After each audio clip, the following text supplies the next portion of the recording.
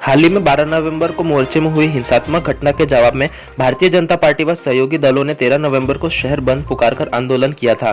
इस हिंसात्मक घटना के विरोध में विधानसभा विरोधी पक्ष नेता व पूर्व मुख्यमंत्री देवेंद्र फडणवीस ने आज रविवार की दोपहर शासकीय विश्राम गृह में पत्रकार वार्ता लेते हुए कहा कि अगर सरकार ने इस दिशा में उचित कदम नहीं उठाया तो भाजपा व सहयोगी दल रास्ते पर उतरकर तीव्र आंदोलन छेड़ेंगे। आगे फडणवीस ने कहा कि हा संपूर्ण घटनाक्रम अत्यंत दुर्दैवी। मुळातच 12 तारखेला जो मोर्चा निघाला, हा मोर्चा चुकीच्या माहितीच्या आधारे जाणीवपूर्वक राज्यभरामध्ये कारस्थान करून राज्याच्या विविध भागांमध्ये निघालेल्या मोर्चापैकी मोर्चा होता। त्रिपुरामध्ये ज्या घटना घडल्या नाही त्या घटनांचे सोशल मीडियावर फेक अशा प्रकारचे क्रिएटिव्ह तयार करून आणि त्यातनं कुठेतरी त्रिपुरामध्ये अल्पसंख्याक समाजावर हल्ला झालाय, मशिदी तोडण्यात आल्या, अशा प्रकारचा एक फेक नॅरेटिव्ह तयार करण्यात आला। आपल्याला कल्पना आहे की त्यानंतर त्याचा पर्दाफाश झाला। जी मशीद जळते असं दाखवण्यात आलं की सीपीआयएमचं एक ऑफिस होतं की ज्याला आग लागली होती, त्याचे फोटो होते। कुराण शरीफ जाळतायत अशा प्रकारे जे दाखवण्यात आलं ते दिल्लीच्या एका कॅम्पमध्ये त्या ठिकाणी जी काही आग लागली होती तिथला तो व्हिज्युअल होता। काही रोहिंग्यांचे फोटो होते, काही पाकिस्तानातल्या एका शहरातले फोटो होते आणि अशा सगळ्या फोटोंच्या भरोशावर देशभरामध्ये जाणीवपूर्वक एक नरेटिव्ह तयार करण्याकरता समाजाला भटकवण्यात आलं। आणि आमचं तर स्पष्ट मत आहे, इतके मोठे मोर्चे एकाच दिवशी शहराच्या राज्याच्या वेगवेगळ्या शहरांमध्ये निघतात। हे काही आत्ता ठरवलं आणि लगेच निघाले असे मोर्चे नाहीये। वेल प्लॅन्ड, योग्य प्रकारे योजना करून नियोजित अशा प्रकारचे मोर्चे आहेत। आणि म्हणूनच इतके मोठे मोर्चे नांदेड असेल, मालेगाव असेल, अमरावती असेल किंवा राज्यातले इतर भाग असतील, एकाच दिवशी एकाच वेळी हे मोर्चे निघाले आहेत। आणि म्हणून पहिल्यांदा तर याची चौकशी झाली पाहिजे की या फेक न्यूजच्या आधारावर हे मोर्चे प्लॅन कोणी केले, त्यांची याच्या पाठीमागची भूमिका काय होती। महाराष्ट्रामध्ये आणि देशामध्ये अराजकता तयार झाली पाहिजे, सामाजिक सद्भाव बिघडला पाहिजे, दंगे झाले पाहिजेत, अशा मानसिकतेतनं तयार केलेला हा संपूर्ण कट होता का, याचीही चौकशी झाली पाहिजे। आणि मग त्यातलाच एक भाग म्हणून 12 तारखेला आपण बघितलं की अशाच प्रकारचा एक मोर्चा हा अमरावतीमध्ये निघाला। पहिल्यांदा याला परवानगी होती की नव्हती, होती तर किती लोकांची परवानगी होती, ती कोणी दिली होती, ज्यांनी परवानगी दिली त्यांनी काय विचार करून दिली होती, याचीही चौकशी झाली पाहिजे। आणि हा मोर्चा झाल्यानंतर परतीच्या वेळी समाजकंटकांनी ज्या प्रकारे दुकानं टार्गेट केली, लोकांना टार्गेट केलं आणि याच्या पाठीमागची भूमिका स्पष्ट दिसते की यातनं दंगा ठरवायचा होता, म्हणूनच एका विशिष्ट समाजाची किंवा धर्माची दुकानं आणि व्यापारी यांच्यावर हल्ला करण्यात आला। आणि त्यातनं मोठ्या प्रमाणात अमरावतीची परिस्थिती बिघडली। 13 तारखेला जी घटना घडली ती 12 तारखेच्या घटनेची रिॲक्शन। 13 तारखेलाही जी काही हिंसा झाली त्याचं मी समर्थन बिलकुल करणार नाही, कुठल्याच हिंसेचं समर्थन केलं जाऊ शकत नाही। पण हे सगळ्याचं कारण याकरता आहे की आता राज्य सरकारमधले अधिकारी, अमरावती जिल्ह्यातले मंत्री, पालकमंत्री सगळे 12 तारखेची घटना डिलीट करून केवळ 13 तारखेची घटना जो काही स्टँड अलोन घटना आहे अशा प्रकारचं चित्र जे तयार करताय हे चित्र चुकीचं आहे। 12 तारखेची घटना डिलीट करता येत नाही. 12 तारखेची घटना घडली नसती तर 13ची घटना घडलीच नसती. आणि म्हणून आता सगळी कारवाई जी चाललेली आहे ही 13 तारखेच्या घटनेवर चाललेली आहे. 12 तारखेच्या घटनेवर कुठली कारवाई नाही आहे. त्याच्यावर एकही सरकारी पक्षाचा नेता बोलायला तयार नाही. आम्ही पहिल्यापासून ही भूमिका ठेवली आहे की कुठल्याही विशिष्ट धर्माला टार्गेट करणं आम्हाला मान्य नाही. पण त्याचवेळी चुकीच्या घटनेकरता देखील लांगून चालन जर होत असेल तर आम्ही शांत बसणार नाही. आणि आता जे आपण या ठिकाणी बघतोय, एकीकडे अशा प्रकारे न घडलेल्या घटनेवर टार्गेट करायचं आणि त्यानंतर दुसऱ्या दिवशीच्या घटनेकरता पूर्णपणे ज्या प्रकारची कारवाई वन साइडेड चालली आहे, एका साईडला चाललेली आहे, हे देखील योग्य नाही. भारतीय जनता पक्षाच्या नेत्यांना अटक झाली, कार्यकर्त्यांना अटक होऊन राहिली. आमच्या कार्यकर्त्यांना त्या ठिकाणी फिजिकली मारण्यात येत आहे. एकाच घटनेकरता 4 पोलीस स्टेशनमध्ये त्या ठिकाणी FIR नोंदवली जातात आणि जे लोक नव्हते अशाही लोकांना अरेस्ट करणं चाललेलं. आम्ही मसानगंजला गेलो होतो. तिथे एक महिला मला भेटली. तिने सांगितलं की माझा मुलगा जो आहे हा आपली गाडी आत ठेवत होता, कारण मॉब येत होता, गाडीची तोडफोड होईल म्हणून. त्याला बाहेर पोलिसांनी काढलं आणि काढून त्याला घेऊन चालले होते. मी त्यांना हातपाय जोडले तर त्यांनी सांगितलं काही नाही, आम्ही पोलिसांना देतो आणि मग याला सोडून देऊ. आणि नंतर घेऊन त्याच्यावर 307 लावलं. आता त्याच्यावर 307 लावण्याकरता काही मटेरियल आहे का? तर 307 हा फार मोठा गुन्हा आहे. याच्यामध्ये शस्त्र असले पाहिजे, याच्यामध्ये हल्ला झाला असला पाहिजे, त्या हल्ल्यात जखमी असला पाहिजे, जखमी झालेला माणूस मरेपर्यंत जखमी झाला पाहिजे, असं काहीच नाही. पण त्याला अरेस्ट करण्यात आली. अशा प्रकारे अनेक लोकांवर एकतर्फी केसेस या ज्या लावून चाललेल्या आहे. आणि मग आज बेल घेतली की उद्या पुन्हा केस लावायची, उद्या बेल घेतली की परवा पुन्हा केस लावायची. टार्गेट करून याद्या तयार करून हे अखिल भारतीय विद्यार्थी परिषदेचं 3 दिवसाचं अधिवेशन हे अन्यत्र लाखणीला अधिवेशन होतं.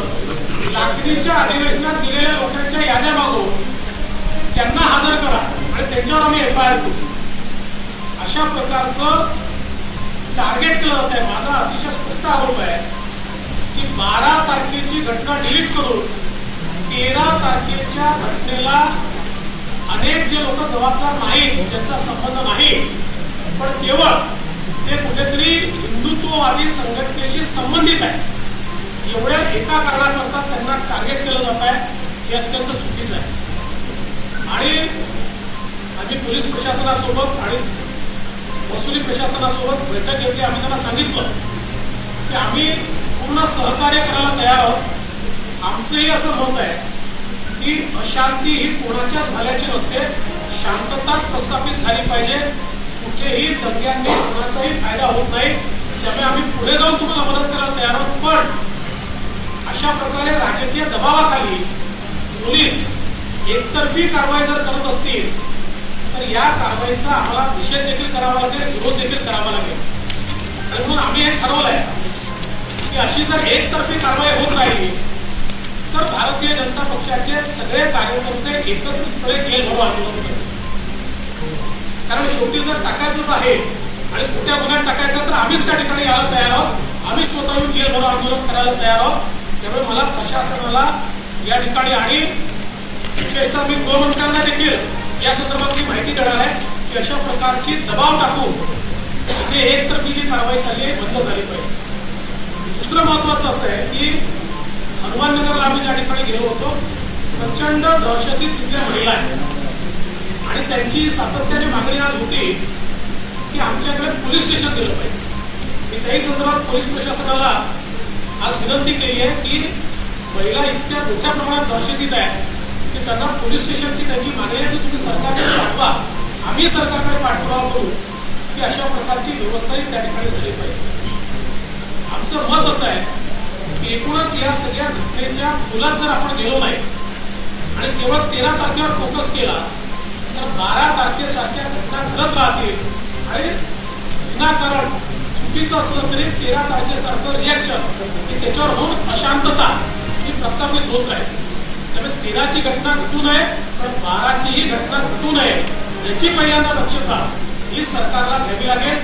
त्या दृष्टीनं याच्या खोलात जाऊन हे षडयंत्र पूर्णपणे बाहेर काढलं पाहिजे आणि 12 तारखेवर राज्य सरकारने जी काही चिडीचूप या ठिकाणी भूमिका घेतली आहे त्या भूमिकेचं कारण काय, कुठेतरी मतांचं ध्रुवीकरण करण्याचा तर हा प्रयत्न नाही ना, हा देखील प्रश्न आम्हाला या ठिकाणी पडतोय.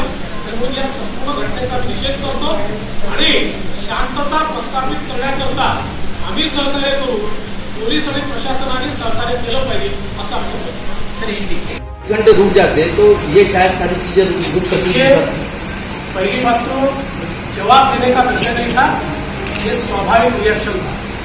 और पुलिस 24 घंटे क्यों भाई, क्यों पुलिस तोड़फोड़ देखती रही, क्यों पुलिस को पता नहीं था, इतनी तोड़फोड़ हो रही थी क्यों पुलिस वाले वहां नहीं थे.